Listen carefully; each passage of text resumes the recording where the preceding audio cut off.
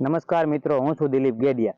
આજે અમારી ગ્રીન ગુજરાતની ટીમ રાજકોટથી કચ્છ ભચાઉની અંદર વૃક્ષારોપણનો કાર્યક્રમ કરવા જઈ રહેલ છે.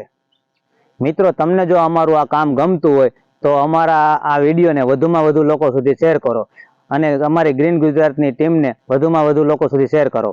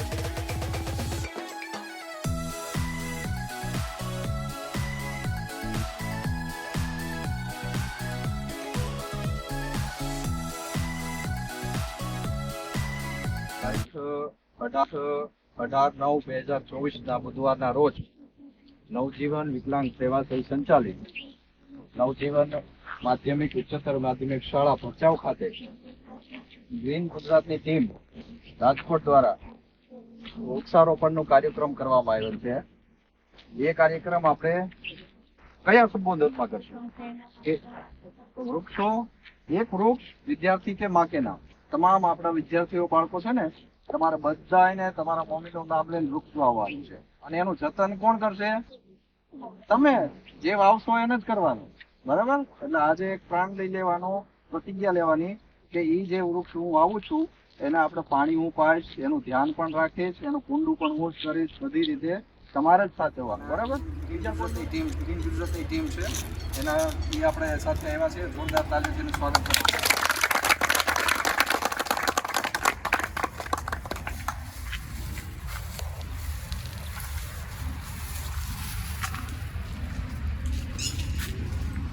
દીપકભાઈનું સ્વાગત વિશાલભાઈ કરે.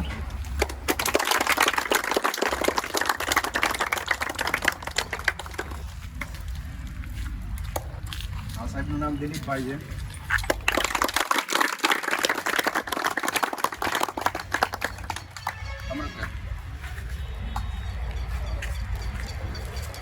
કૌશિકભાઈ પંડ્યા.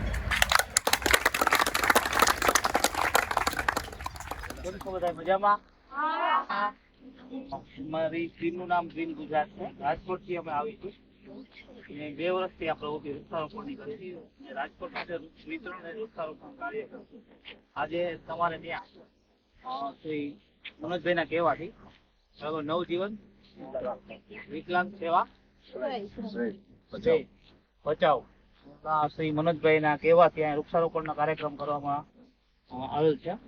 તો તમે બધા અમારી સાથે જોડાવ અને તમે બધા તમારા એક આપણા જે પ્રધાનમંત્રી શ્રી નરેન્દ્રભાઈ મોદી એમ કહે છે કે એક વૃક્ષ માં કે નામ. તો તમે પણ પોતાના મમ્મીના નામનું એક વૃક્ષ વાવો અને એનું જતન કરો. જ્યાં સુધી અહીંયા રહ્યો આ હોસ્ટેલની અંદર, કેમ્પસની અંદર જ્યાં તમે ભણો ત્યાં સુધી એ વૃક્ષની જતન કરવાની જવાબદારી તમારી. અને કાલ સવારે તમે અહીંથી નીકળી જાઓ, પાછા તમે સ્કૂલની કે તમારી હોસ્ટેલની મુલાકાત લેવા માટે આવો ત્યારે તમને અંદરથી એવો ગર્વ થવો જોઈએ કે આ વૃક્ષ મારું વાવેલું છે એમ. એટલે તમે આજે એક અમારી સાથે, અમારી ગ્રીન ગુજરાતની ટીમ સાથે એક વૃક્ષ વાવો તમારા મમ્મીના નામે. એનું જતન કરો અને જાળવો અને એનો ખ્યાલ રાખો. એટલે સૌથી પહેલા તો એક વાર સારી રીતે તાલીમ થઈ જાય.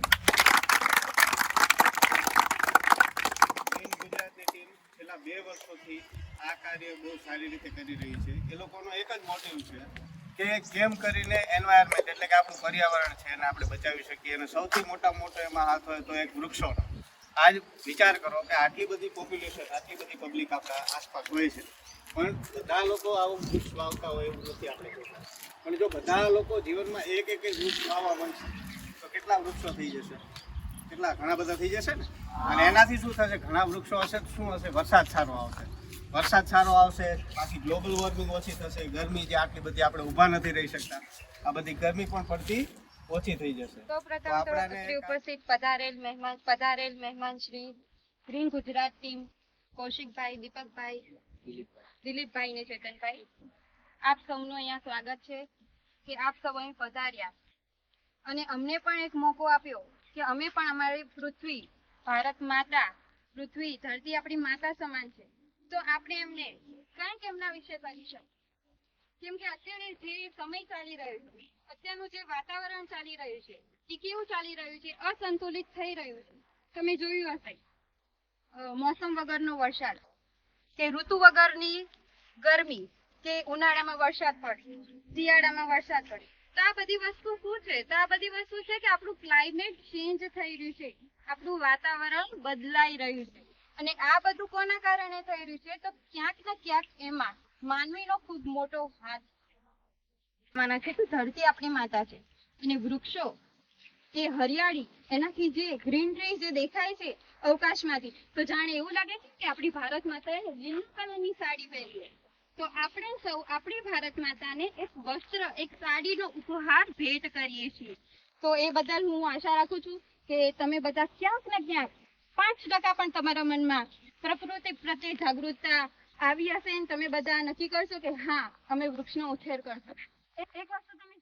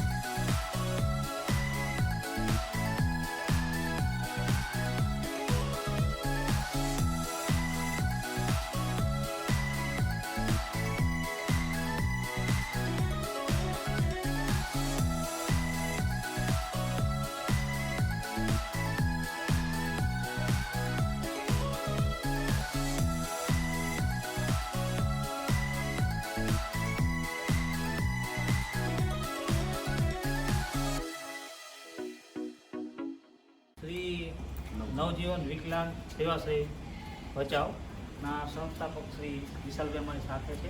જે ઘણા બધા દિવ્યાંગ વ્યક્તિઓને રોજગારી પૂરી પાડે છે. ઘણા બધા દિવ્યાંગ વ્યક્તિઓને તાલીમ આપી છે અને આત્મનિર્ભર કર્યા છે. તો મિત્રો, મારે તમને આ વિડીયોના માધ્યમથી એક જ અપીલ કરવી છે કે આવી સંસ્થાઓ હોય એના માટે આગળ આવો, એ સંસ્થાઓને તમે મદદરૂપ થાઓ અને આવા દિવ્યાંગ વ્યક્તિઓ તમને જ્યાં પણ દેખાય ત્યાં એ લોકોને મદદરૂપ થાઓ અને એ લોકોને પણ તમે આત્મનિર્ભર બનાવવાની ટ્રાય કરો. લોકો શરીરથી અશક્ત છે, મનથી નથી.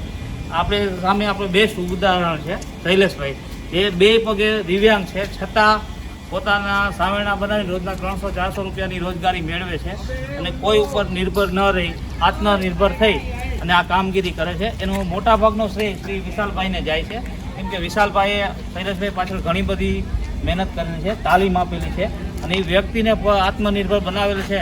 તો આપણે વિશાલભાઈનો પણ ખૂબ હૃદયપૂર્વક આભાર વ્યક્ત કરીશું કે જે આવું સરસ મજાનું કાર્ય કરતા રહે અને આવા દિવ્યાંગ વ્યક્તિઓને મદદરૂપ થતા રહે અને ભગવાન પણ વિશાલભાઈને આ સેવાકીય કાર્ય કરવામાં મદદરૂપ થાય.